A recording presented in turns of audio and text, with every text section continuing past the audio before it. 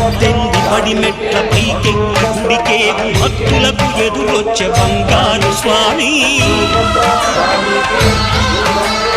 ఇరుముడులు స్పృశించి శుభమనుచు దీవించి జన బృందముల చేరే జగమేలు స్వామి.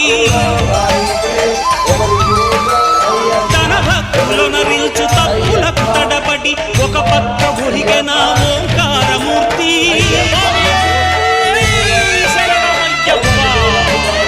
స్వాములందరూ తనకు సాయము కాగా ధీమంతుడై లేచే ఆ కన్య స్వామి.